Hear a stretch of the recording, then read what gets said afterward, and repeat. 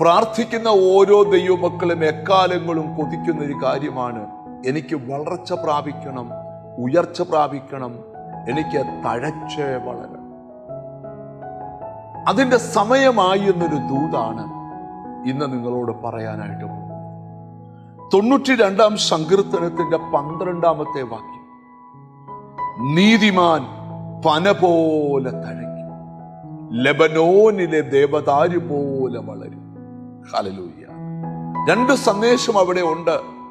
നീ തഴയ്ക്കും, നീ വളരും. ആദ്യം നമ്മൾ ധ്യാനിക്കാൻ പോകുന്നത്, നീ വളർച്ച പ്രാപിക്കാൻ സമയമായി. ചില വൃക്ഷത്തൈകൾ നമ്മൾ വെച്ചാൽ ചിലത് മുരടിച്ചു പോകും, ചിലത് വാടിപ്പോകും, ചിലതിൻ്റെ ഇല കൊഴിഞ്ഞു പോകും, ചിലത് ആർത്തിയോടെ വളർന്നു പോകും. ആരെയൊക്കെയോ ദൈവം കാണിക്കുകയാണ്, മുരടിച്ച അനുഭവം, വാടിയ അനുഭവം, ഇല കൊഴിഞ്ഞുപോയ അനുഭവം, ഇതെല്ലാം ഈ ദിവസങ്ങളിൽ മാറാൻ പോകും.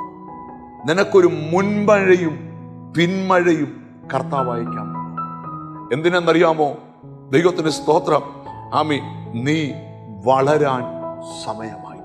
കഴിഞ്ഞ നാളുകളിൽ പലരുടെയും മുമ്പിൽ നീ ചെറുതായിപ്പോയി, നീ ശൂന്യമായിപ്പോയി, നീ ഇല്ലായ്മപ്പെട്ടു പോയി. എന്നാൽ ഈ ദിവസങ്ങളിൽ ഒരു വൃക്ഷത്തിൽ നിന്ന് പുതിയ ശിഖരം പൊട്ടുന്ന പോലെ, പുതിയ മുള പൊട്ടുന്ന പോലെ നീ വളരാൻ സമയമായി. ആരുടെയൊക്കെയോ ലൈഫിൽ ഒരു ആത്മീക വളർച്ച ഉണ്ടാകാൻ പോകും.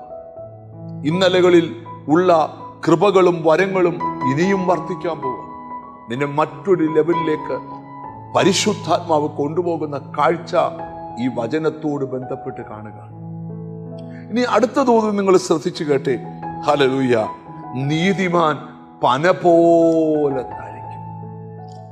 നീ വളരുക മാത്രമല്ല, ഈ ദിവസങ്ങളിൽ നീ തഴച്ചു വളരാൻ പോകും. ഹല്ലേലൂയ. ഒരു വൃക്ഷം തഴയ്ക്കുന്നത് പോലെ, അവന്റെ ഇല പുതുതാകുന്ന പോലെ, ഫലം പുതുതാകുന്ന പോലെ, അതിന്റെ പൂവ് പുതുതാകുന്ന പോലെ ഒരു വലിയ തഴപ്പ് നിങ്ങളുടെ ജീവിതത്തിൽ തരാൻ പോകും. സ്തോത്രം. നിന്റെ ആ മുരടിപ്പെല്ലാം മാറി, ശൂന്യാവസ്ഥ മാറി, വാടിയ അവസ്ഥ മാറി, ദൈവം നിന്നെ ഈ ദിവസങ്ങളിൽ തഴപ്പിക്കാൻ പോവാം. അതിന്റെ കാരണം ആമീൻ, നീ നീതിമാനാണ് എന്നുള്ളതാണ് നിന്റെ ജീവിതത്തിന്റെ ഏറ്റവും വലിയ സങ്കീർത്തനം. പറയാം, നീതിമാൻ പന പോലെ തഴയ്ക്കും, ലെബനോനിലെ ദേവദാരു പോലെ വളരും. അങ്ങനെ വിശ്വസിക്കാം, അങ്ങനെ പ്രാർത്ഥിക്കാം.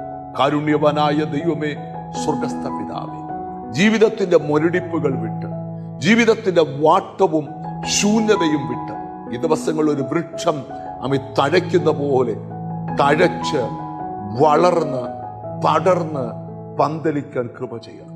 എന്നോട് ചേർന്ന് പ്രാർത്ഥിക്കുന്ന മക്കൾക്ക് വേണ്ടി പ്രാർത്ഥിക്കുന്നു. സ്വർഗത്തിലെ ദൈവത്തിന്റെ നീതിയുള്ള കരം നിന്റെ മക്കളുടെ മേൽ നീട്ടണം. കർത്താവേ, അവരെ നിന്റെ നാമം ചൊല്ലി പിതാവിന്റെയും പുത്രന്റെയും പരിശുദ്ധാത്മാവിന്റെ നാമത്തിൽ അനുഗ്രഹിച്ച് പ്രാർത്ഥിക്കുന്നു. പ്രാർത്ഥന കേട്ടതുകൊണ്ട് നന്ദി.